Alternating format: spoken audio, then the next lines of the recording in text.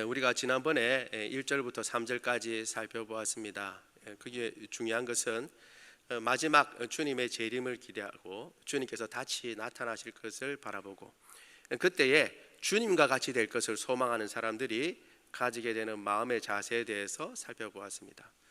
그러면 하나님과 같이 되고 예수님과 같이 된다는 것인데 그때에 어떤 마음을 가지게 될 것인가, 혹은 무엇에 가장 먼저 마음 중심이 가야 하는가, 그의 능력이나 그의 여러 가지 영광에 관심이 가기보다는 오히려 그의 깨끗하심과 같이 자기를 깨끗하게 하는 것, 주님을 다시 만나보고 주님과 같이 될 것을 소망한다고 한다면 그분의 깨끗하심과 같이 자신을 깨끗하게 하는 것이 중요한 일이다라는 것을 살펴보았습니다.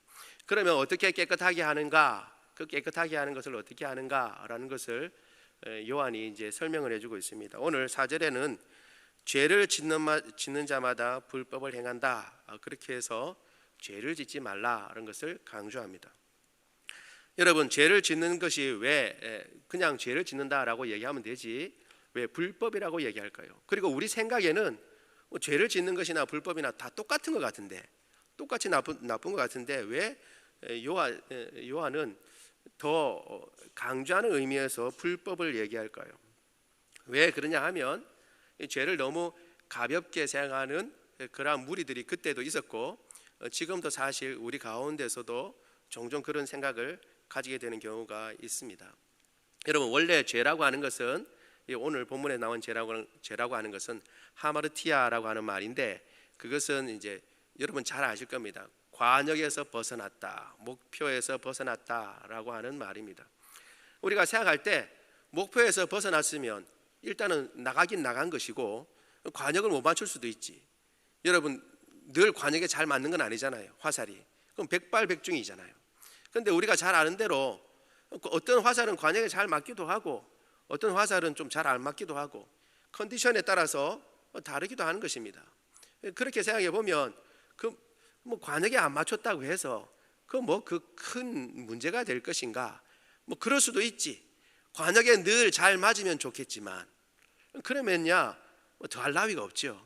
그런데 그거 못 맞췄다고 해서 그렇게 큰 문제가 될 수 있는가라고 생각할 수 있다는 거죠.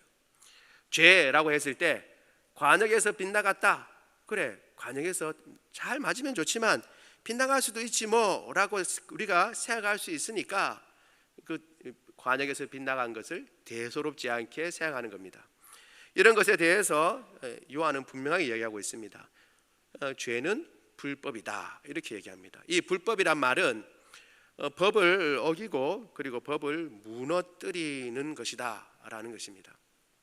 하나님의 법을 무너뜨리는 것이지 단순히 한번 실수한 것이나 단순히 우리가 생각할 때 가볍게 그럴 수도 있는 것이지 라고 생각하는 가벼운 정도의 죄를 이야기하는 것이 아닙니다. 죄를 그렇게 생각하지 말 것을 지금 요한이 이야기하고 있는 것입니다.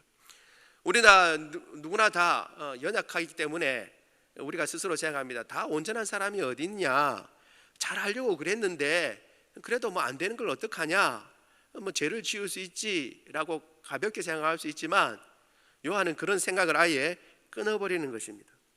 그래서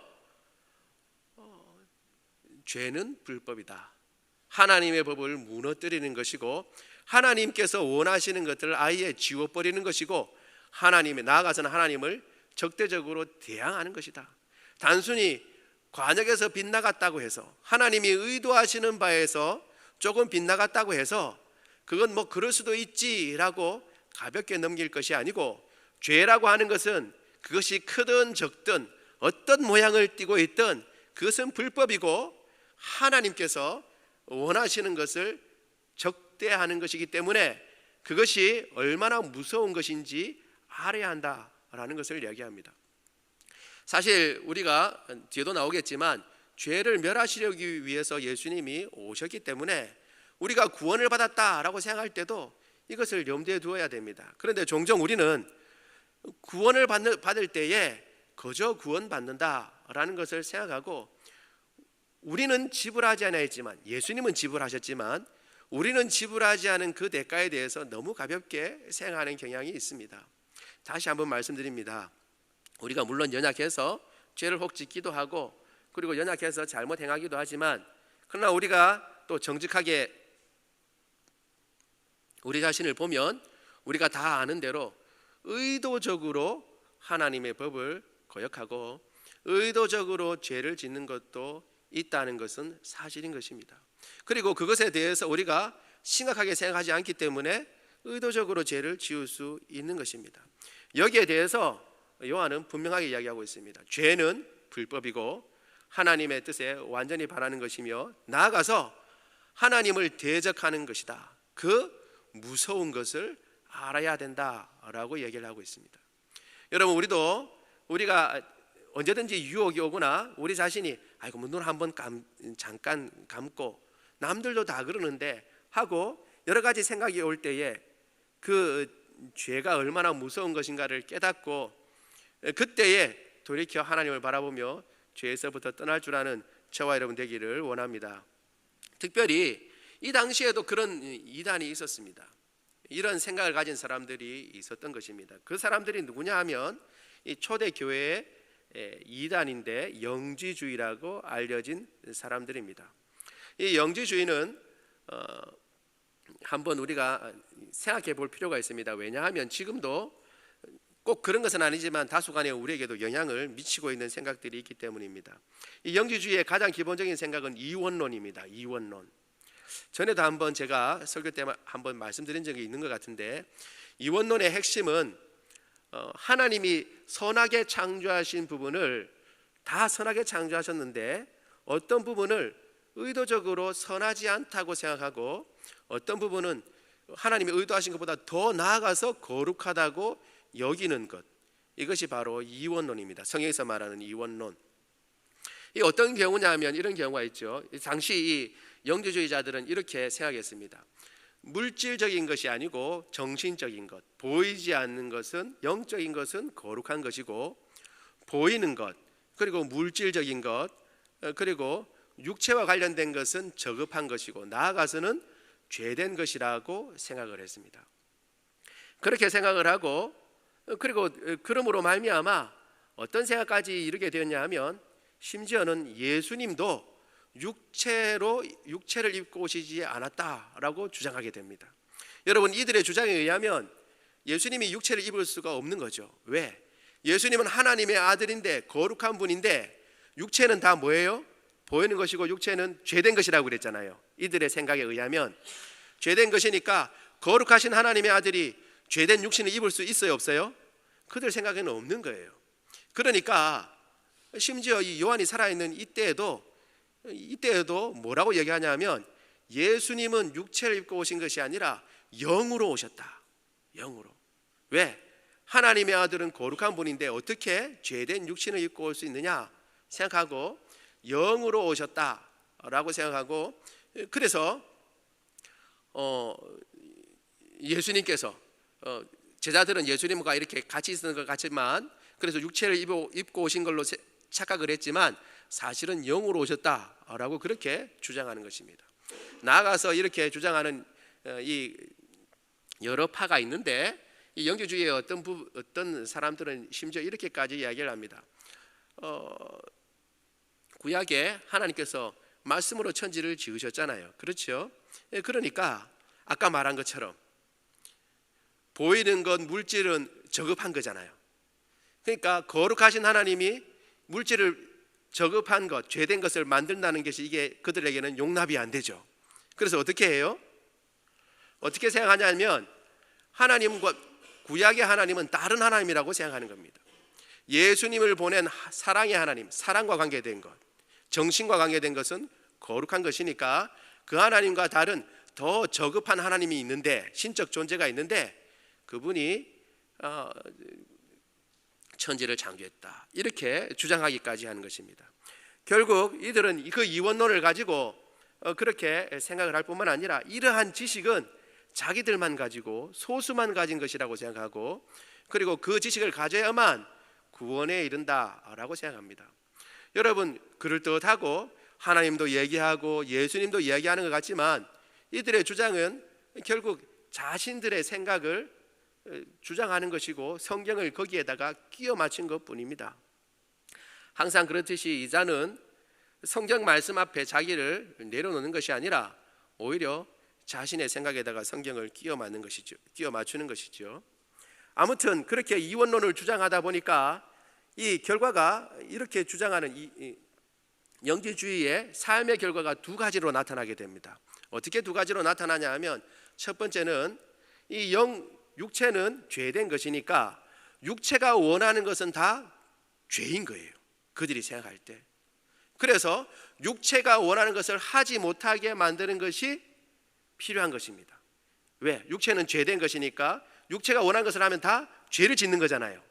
그러니까 육체가 원하는 것을 꽁꽁 묶어 놓습니다. 금욕주의에 빠지고 율법주의로 빠지는 것입니다. 최대한적으로 육체를 제어하고 육체가 원하는 것을 하지 못하게 하는 것, 금식도 하고 스스로 이제 육체를 괴롭게 하고, 그렇게 함으로 죄를 짓지 않으려고 하는 금욕주의에 빠지게 되고, 나머지 반대편은 어떤 식으로 빠지게 되냐 하면, 영은 거룩한 것인데 육은 죄된 것이니까, 그러니까 어떻게 해요? 영에 내가 구원받은 것은 영으로 구원받은 것이니까 내가 속한 것은 영에 있는 것이고 육체는 나와 상관이 없다라고 그냥 그렇게 방임주의로 빠지는 겁니다. 그래서 어떻게 해요? 막 살더라도 어떻게 해요? 그걸 내버려 두는 겁니다.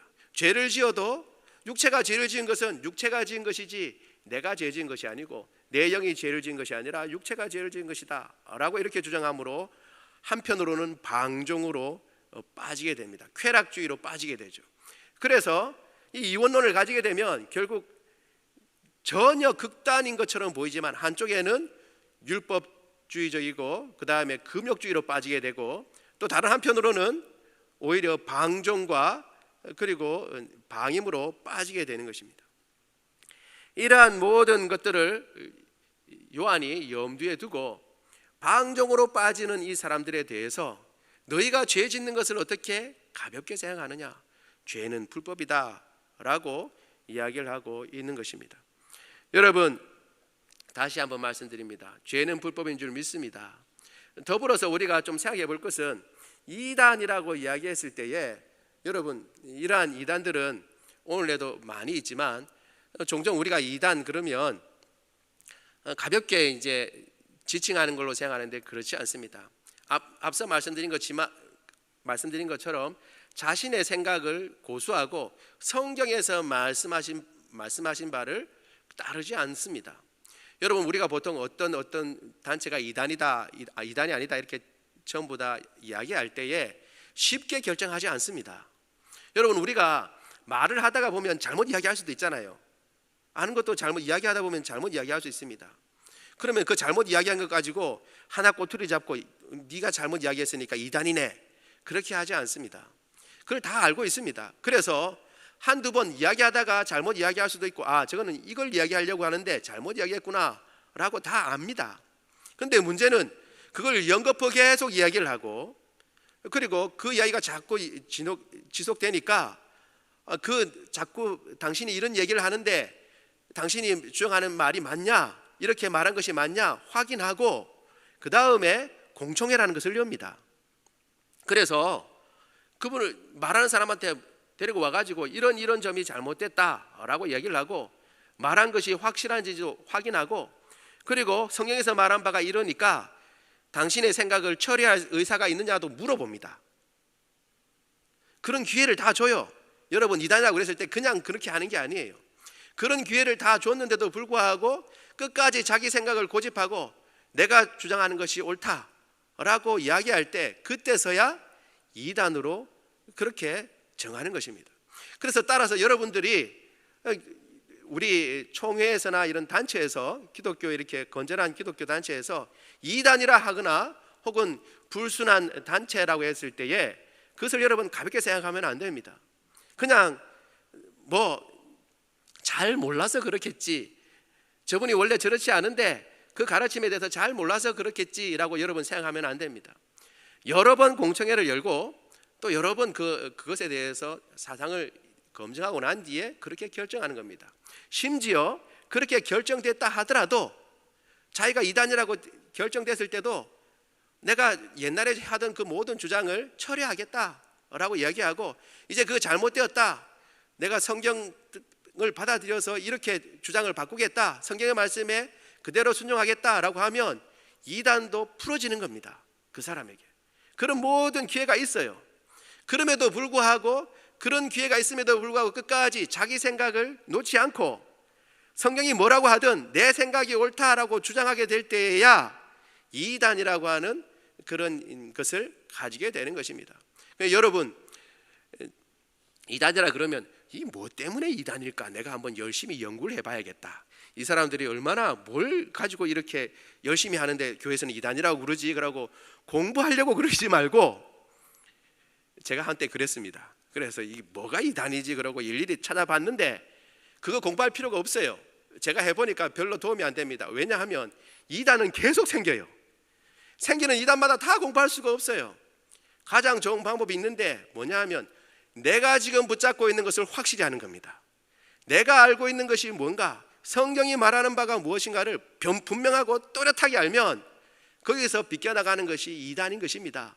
그러니까 뭔가 헷갈린다 그럴 때에 오히려 내가 지금 붙잡고 있는 것이 무엇인지, 성경이 말하고 있는 바가 무엇인지를 더 분명하고 확실하게 알려고 하고, 그것을 더 깊이 알게 될 때에 앞으로 변종이 어떤 것이 나오든 어떤 이단이 나오든, 이래서 이런 부분에서 이거는 문제가 되겠구나라는 것을 알 수가 있는 것입니다. 여러분, 따라서 우리가 하나님의 말씀 가운데 더 깊이 들어가고, 우리가 평소에 배우는 것이 무엇인지 내가 잘 모르겠다 하면 더 열심히 연구하고 가르침을 받아서 그 일에 더 집중할 수 있는 저와 여러분 되기를 원합니다. 그리고 오늘 본문에 이야기합니다. 그는 우리 죄를 없애려고 오셨다, 나타나셨다라고 얘기를 하고 있습니다. 예수님께서는 죄를 없애기 위해서 오신 것이죠. 그리고 이것은 그에게는 죄가 없다라고 분명히 이야기하므로 예수님께서 메시아의 자격이 있고 우리의 구세주의 자격이 있다는 것을 보여주고 있습니다. 죄가 없어야만 우리의 구세주의 자격이 있는 것입니다. 다른 어떤 존재도 사람으로서는 죄 없는 사람이 없습니다. 그러나 예수님은 죄가 없으십니다. 그리고 그는 우리 죄를 없애려고 나타나셨습니다. 여러분, 이것을 통해서 우리가 알 수 있는 것은, 다시 앞서도 잠깐 언급했지만 하나님께서 우리를 얼마나 사랑하시는가 하는 것을 첫 번째 알 수 있습니다. 여러분, 죄인을, 다시 말씀드립니다. 죄인을 고쳐서 다시 사람 만드는 게 쉽겠습니까? 아니면 그냥 파기하고 다시 새로운 인류를 만드는 것이 쉽겠습니까? 우리가 잘 아는 대로 시내산에서 모세가 율법을 받기 위해서 40일간 올라가서 있을 때에 아래에서는 어떤 일이 일어났냐 하면, 금송아지를 만들고 이스라엘 백성들이 타락을 했습니다. 우상을 섬겼죠. 그때 하나님께서 말씀하신 것, 처음에 말씀하신 것은 그거였습니다. 모세를 통해서 내가 이 백성 다 쓸어버리겠다. 한 번도 아니고 두 번도 아니고, 내가 얼마나 큰 영광을 보여주고 그 기적을, 여러분, 애굽에서의 10가지 재앙을 다 본 사람들입니다. 홍해를 건넌 사람이고 만나를 먹고 있는 사람들입니다. 그 사람들이 하나님을 거역하고 있는 것을 보고 하나님께서 다 쓸어버리고 모세 너를 통해서 다시 민족을 이루게 하겠다라고 말씀하셨습니다. 그러자 모세가 중보를 하고 나가죠. 그러자 하나님께서 못 이기시는 척하면서 모세의 말을 듣습니다. 이 중요한 거죠. 하나님이 못 이기시는 것 하면서 모세의 말을 들으시는 것 하면서 죄를 용서해 주시는 겁니다. 여러분, 하나님께는 다 쓸어버리고 모세를 통해서 새로운 백성을 만드는 것이 더 쉽습니다. 여러분, 뭔가 고쳐서 쓰려고 그러면 그게 더 어려워요. 능력이 큰 사람은, 능력이 있는 새로운 걸 만들 수 있는 사람이면 오히려 새로 만드는 게 낫지, 잘못된 걸 고쳐 쓰는 것이 더 어렵습니다. 그런데 죄인인 우리를 죄된 모습 그대로, 죄를 멸하시고 우리를 사랑하시기 때문에 죄를 용서하시고 죄를 없이 하시고 우리를 그저 품으시려고 그 아들을 보내주신 것입니다. 여러분, 우리는 하나님의 은혜를 입으면서 그게 얼마나 큰 사랑인지 잘 모르고 있습니다. 여러분, 저 같아도 그렇죠. 매번 죄를 지었다고 나와서 또 얘기하고 또 얘기하면 여러분 어떻게 했습니까? 제가 만약 하나님과 같은 제 성정이 하나님의 성정이라면, 야, 네가 한두 번이지, 네가 그럴 수가 있냐? 라고 하고 벌써 폐기 처분했을 것입니다. 그런데 하나님은 그렇지 않으시고 끝까지 참으시고 인내하시고 하나님의 백성으로 만들어 가시는 것입니다. 저는 이것이 하나님의 놀라운 능력이라고 생각합니다. 다른 어떤 능력보다 죄인을 회개시켜 하나님의 백성 만드시는 능력보다 더 큰 능력은 없다고 저는 생각합니다. 주님의 그 능력 때문에 우리가 이 자리에 있는 줄 믿습니다. 뿐만 아니라 주님께서는 죄를 얼마나 미워하시는지 이야기를 하고 있습니다. 그 백성에게 죄를 없이 하시기 위해서 아들을 보내셨습니다. 그러니 하나님이 죄를 얼마나 미워하시는가를 지금 보여주고 있는 것입니다. 하나님은 그 백성이 죄를 가지고 있는 것을 차마 보지 못하시는 것입니다. 죄의 문제는 반드시 해결해야 된다고 주님께서는 생각하셨기 때문에 그 아들까지도 보내서 죄의 문제를 해결하시려고 하는 것입니다. 여러분, 이 죄를 우리가 절대 가볍게 생각하면 안 됩니다. 다시 말씀드립니다. 주님께서는 우리를 죄에서부터 구원해 주셨습니다. 다시 그 자리에 가는 것은 정말 어리석은 일입니다. 우리가 어쩔 수 없이 연약해서 혹 잘못을 저지를 수 있지만 그때라도 통회하고 자복하고 하나님 앞에서 그 마음을 새롭게 해달라고 부르짖고 그렇게 살아야 하는 것입니다. 그것을 가볍게 생각하는 거나 아이고 뭐 어제도 했던 것인데 혹은 아무개도 하는 것인데 저 믿음 좋은 누구도 하고 누구도 하는 건데 내가 좀 하면 어때? 라고 쉽게 생각하면 안 되는 것입니다.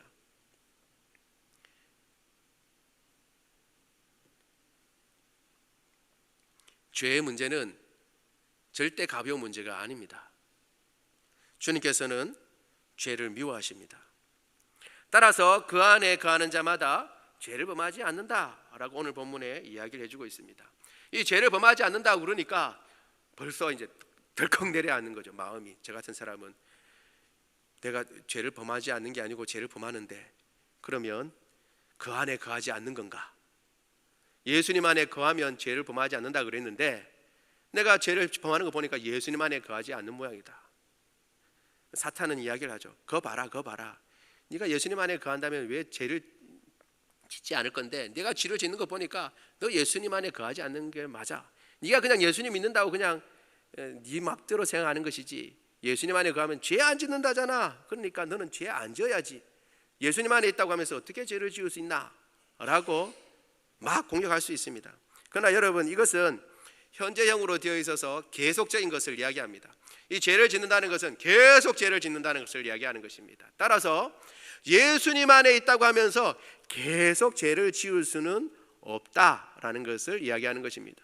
여러분, 우리가 잘못해서 죄를 지을 수 있습니다. 그리고 요한도 말하는 바가 바로 그와 같은 것입니다. 왜냐하면 우리가 이미 살펴보았잖아요.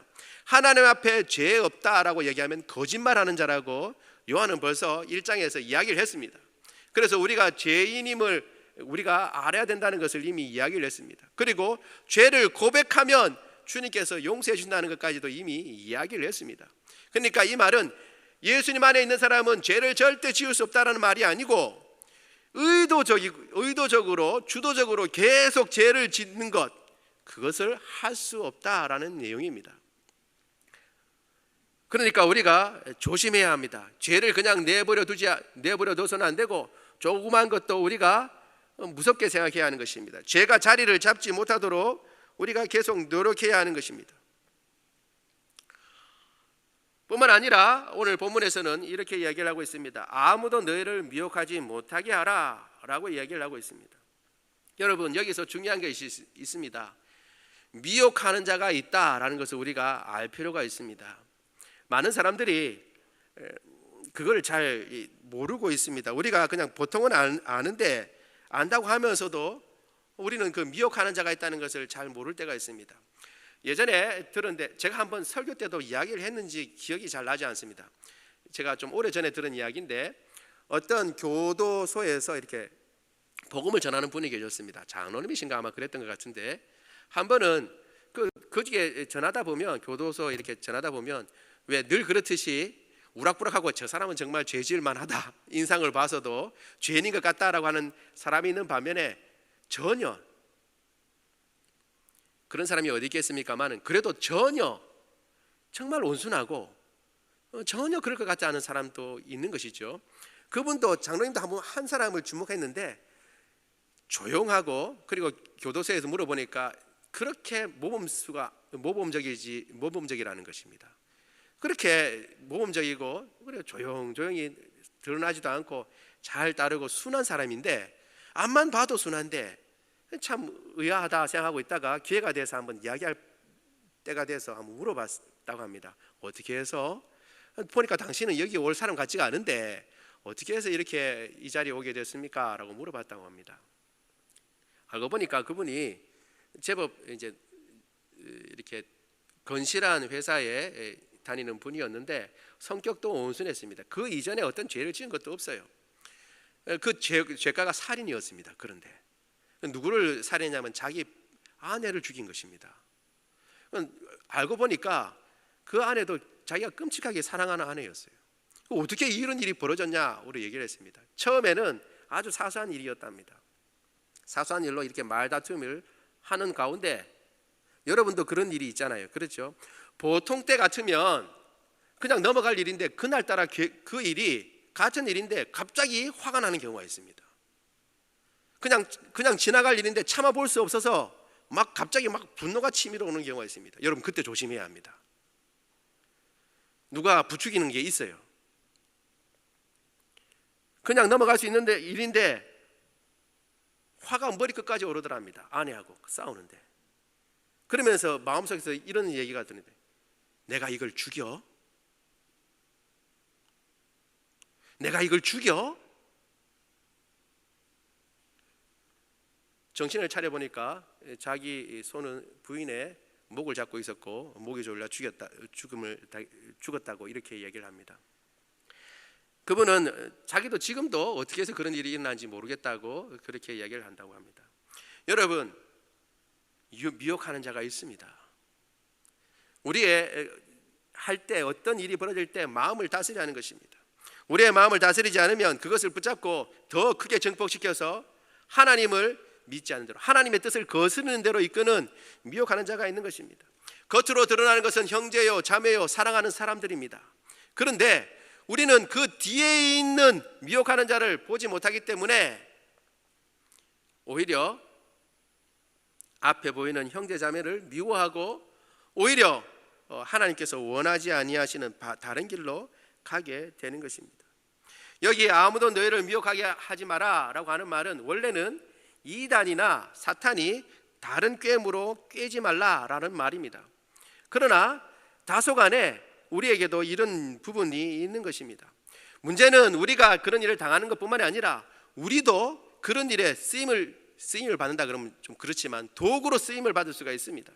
우리가 원하지 않지만 사탄이 우리를 조종하는 것입니다. 우리의 분을 이용하고 우리의 성격을 이용하고 우리가 여러 가지 환경 가운데 가지고 있는 마음을 이용해서 우리를 그렇게 쓰는 것입니다. 따라서 우리가 항상 조심해야 하는 것입니다. 여기에 보니까 죄를 짓는 자마다 마귀에게 속했다라고 오늘 본문에 이야기하고 있는데, 이 마귀에게 속했다라는 말은 마귀로부터 나왔다라는 말입니다.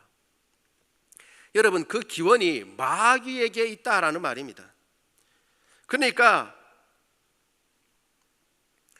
마귀로부터 나와서 우리가 죄를 짓고 그리고 그것을 행함으로 말미암아 결국은 우리가 어떤 존재인지 까먹고 하나님께서 미워하시는 그런 일에 쓰임을 받을 수가 있다라는 것을 이야기하는 것입니다.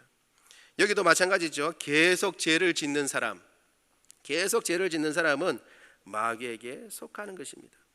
여러분, 우리가 그것을 항상 기억하고 오늘 본문에서 이야기를 합니다. 미혹해 하지 못하게 하라. 이것은 이렇게 명령한 것은 우리가 그것을 제어할 수 있다는 것입니다. 여러분, 우리가 정도에 넘게 화를 내거나 용납할 수 있는데도 불구하고 용납하지 않거나 혹은 이런저런 일들 가운데 우리가 예전과 일상적인 것을 넘어서서 과도한 반응을 보인다고 생각할 때는 그때는 여러분 스톱하십시오. 바로 그때 아무것도 하지 말고 잠깐 스톱하고 하나님의 뜻이 어디에 있는가, 정말 이게 하나님이 원하시는 것인가 다시 한번 생각해 봐야 하는 것입니다. 미혹하도록 우리 자신을 내버려 두지 말고 하나님의 뜻이 어디 있는가 다시 살피고 죄가 이미 말씀드린 대로 죄가 얼마나 큰 것인가라는 것을 우리가 생각해 봐야 하는 것입니다. 결국 하나님의 아들이 나타나신 것은 마귀의 일을 멸하려 하십니다. 오늘 본문에서 그렇게 얘기를 하고 있습니다. 여러분, 결국 이 마귀의 일을 멸하려 하심인데 마귀의 일은 두 가지로 이미 나와 있습니다. 오늘 본문에서 첫 번째는 마귀는 처음부터 범죄했다라고 함으로 말미암아 우리를 범죄하도록 만드는 것입니다. 이미 말씀드린 대로 죄를 가볍게 생각하게 만들고 그래서 죄를 짓게 만드는 것입니다. 한 번, 두 번, 그리고 이것저것 뭐 한 번 하면 어때? 라고 만들면서 죄를 짓게 만드는 것입니다.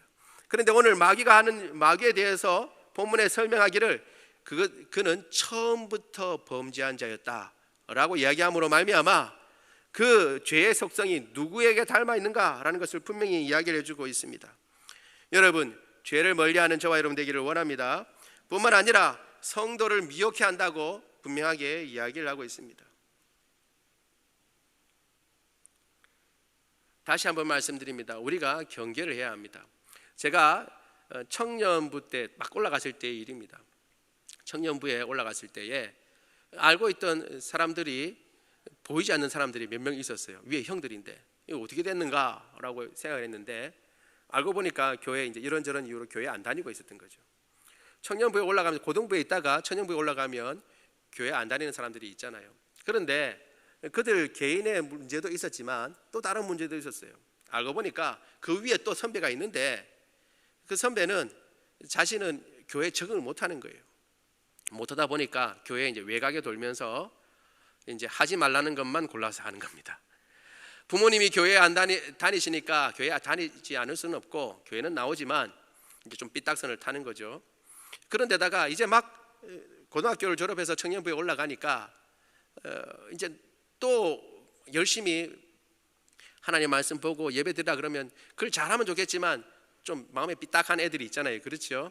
그런 애들이 한 번, 두 번 이렇게 삐딱하다가 그런 형들하고도 어울리게 되는 거예요. 선배니까, 같은 부류니까 어울리게 되다가 결국 나중에는 어떤 일이 벌어지냐 하면 그들 가운데 이제 믿음이 없어지는 거죠.